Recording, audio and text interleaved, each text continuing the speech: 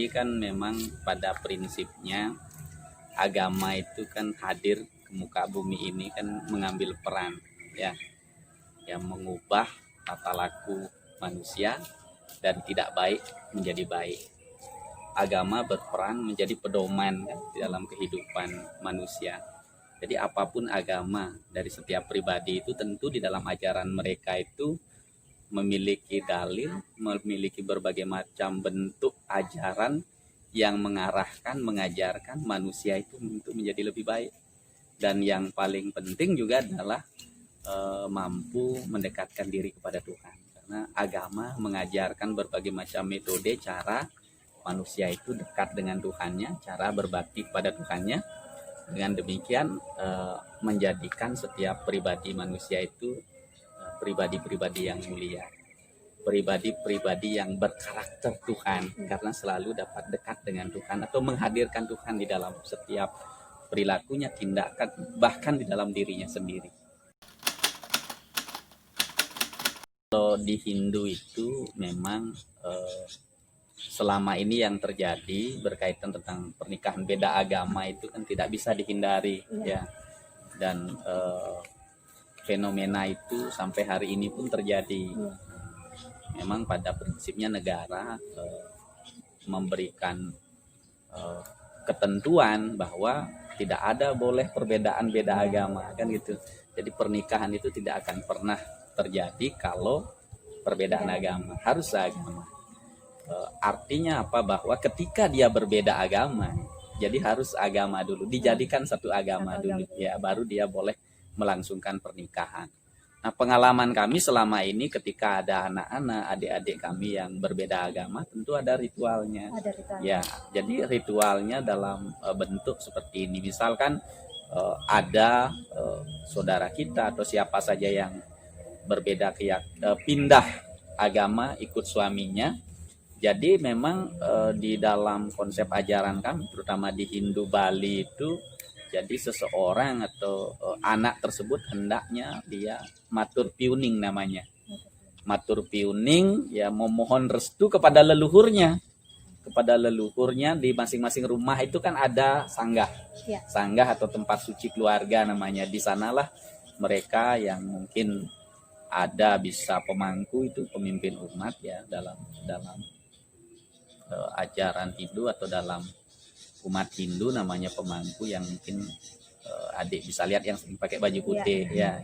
Itu pendeta tingkatan pertama itu. Kalau pendeta yang lebih tinggi namanya pandita pedanda gitu. Itu busananya juga berbeda. Jadi ritualnya adalah matur piuning ya, mohon permakluman bahwa si anak ini melangsungkan pernikahan beda agama. Hanya itu saja yang selama ini dilakukan, karena memang kita di Hindu Bali itu terutama tidak bisa dipisahkan yang namanya kepada leluhur. Jadi leluhur yang distanakan di tempat suci di masing-masing rumah itu dimohon hadir untuk memberikan restu.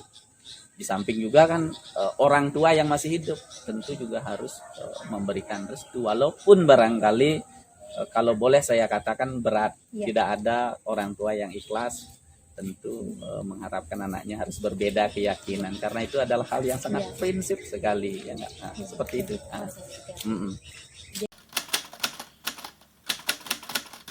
Begini, Hindu itu terdiri dari 3 kerangka dasar.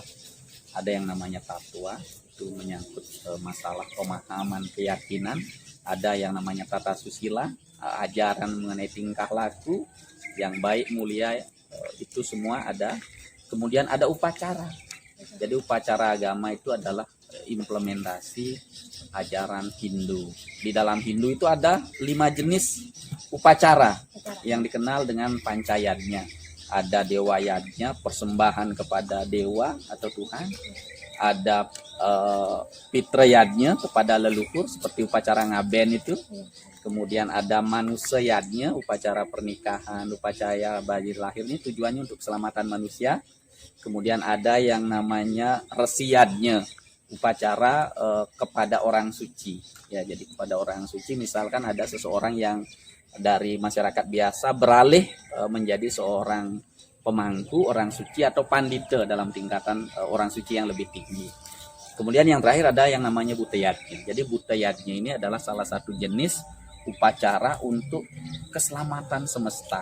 Jadi melalui upacara buta yajna inilah dalam konsep keyakinan Hindu bisa diharapkan mampu salah satunya dalam situasi pandemi ini. Karena dalam keyakinan Hindu apapun yang terjadi di dunia ini ada penyebabnya, ya enggak? Kalau dalam filsafat kan juga jelas ada itu. Jadi teori penyebab itu adanya sesuatu ada penyebab, ya. Di dalam Hindu juga terjadinya pandemi ini juga kan ada sebabnya. Melalui upacara buta yajna kita sudah melakukan itu di beberapa tempat, ya.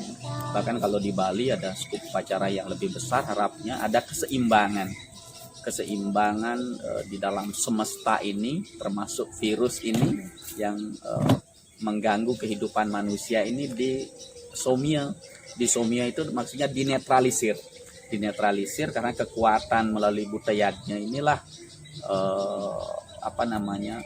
virus-virus ini dinetralisir sehingga tidak mengganggu. Ada keyakinan seperti itu dan itu sudah dilakukan.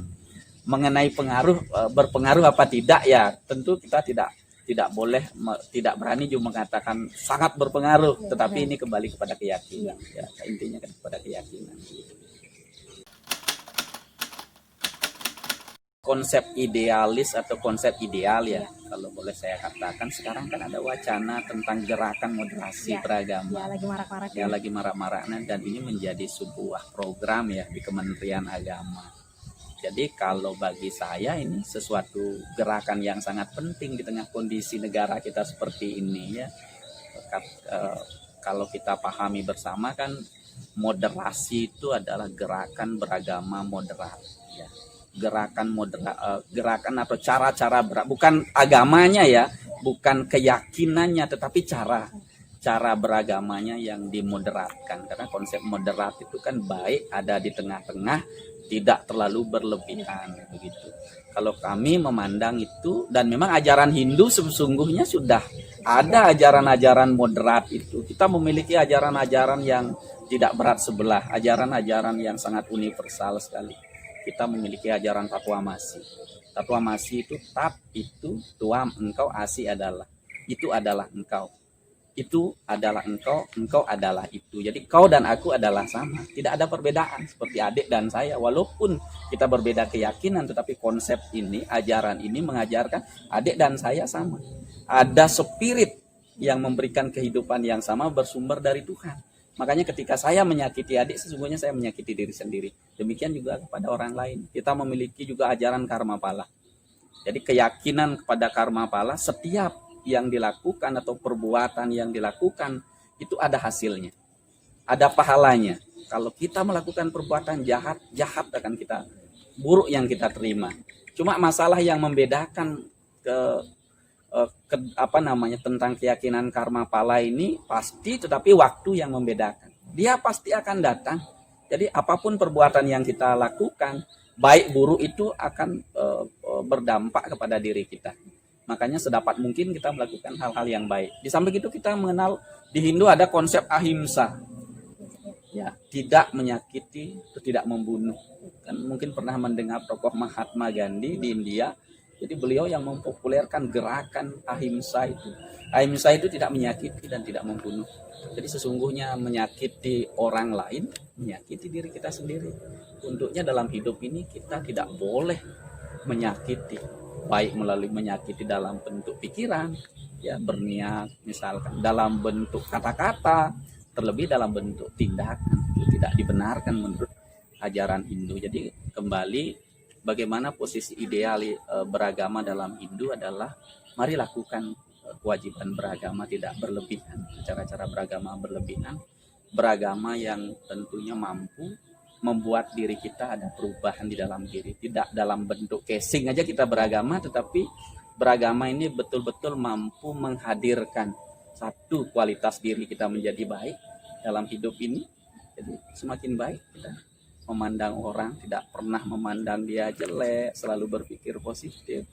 Kemudian dalam hubungannya dengan sesama kita baik, kemudian harmonis dengan lingkungan. Itu konsep ideal beragama dalam ajaran agama Hindu yang dikenal dengan ajaran Trihitakarana.